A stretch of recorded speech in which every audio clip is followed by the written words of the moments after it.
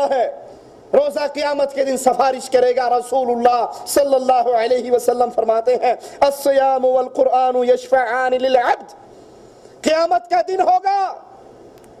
اللہ اکبر، یہاں تو کہنے والے بڑا کچھ کہہ جاتے ہیں، جہنم میں تو کیا میرا سایہ بھی نہ جائے گا، غوث پاک سے دیکھا نہ جائے گا،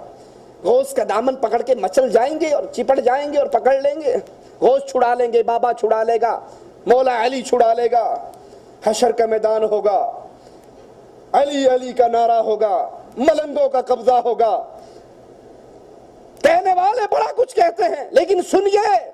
قیامت کا منظر بڑا عجیب ہے۔ یہ پیر، یہ بابے، یہ مولوی، یہ ملا جو یہاں پر جیب بھرنے کے لیے اور پیٹ بھرنے کے لیے کہہ دیتے ہیں فکر نہ کرو ساڑھی 11ویں دن دے رہے آجے، اسی جانے تو رب جانے، آپ پہ نہیں بڑھنا گے۔ لیکن قیامت کا منظر کیا ہے؟ محمد کریم علیہ السلام مومنوں کی ماں عائشہ کی گود میں سر رکھے لیٹے ہوئے سوئے ہوئے، عائشہ کی آنکھوں سے آنسو گرتا ہے، آقا کے چہرے مبارک پر اٹھ جاتے ہیں، کہتے ہیں عائشہ کیوں رو رہی ہے؟ جواب میں کہتی ہے یا رسول اللہ صلی اللہ علیہ وسلم قیامت یاد آ گئی تھی، حشر کا میدان یاد آیا تھا، اللہ کے پیارے حبیب کائنات میں آپ کو عائشہ سے بڑھ کر کسی سے پیار نہیں ہے، کیا اس عائشہ کو حشر کے میدان میں یاد رکھو گے؟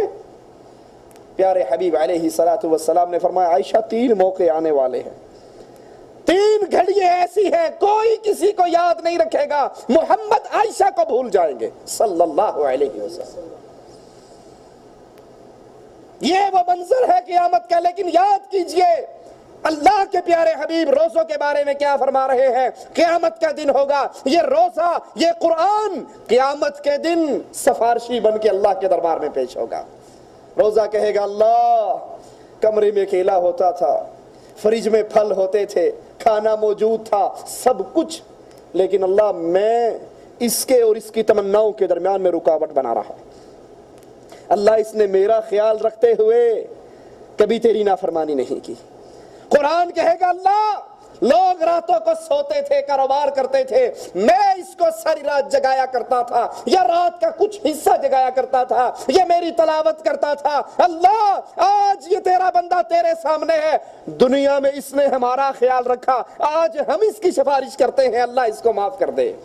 پیارے حبیب نے فرمایا اللہ عز و جل روزے اور قرآن کی شفاعت قبول کر کے اس بندے کو جنت عطا کر دے گا۔ یہ رمضان کا مہینہ لڈو کھیلنے کے لیے نہیں، روزہ رکھ کر سونے کے لیے نہیں، اس کے دن اور راتیں ضائع کرنے کے لیے نہیں، گندے چینل کے سامنے بیٹھ کے وقت گزاری کے لیے نہیں، یہ 30 دن کا سیزن آج پتہ لگتا ہے پہلا روزہ ہے اور کچھ دنوں بعد پتہ لگتا ہے رمضان جدا ہو گیا، اس کو کمائیے، اس میں اپنے سفارشی ڈھونڈیے، اور قرآن بھی سفارشی ہوگا قیامت کے دن، اور یہ روزے کی عبادت آپ کے لیے شفاعت کا سبب بنے گی۔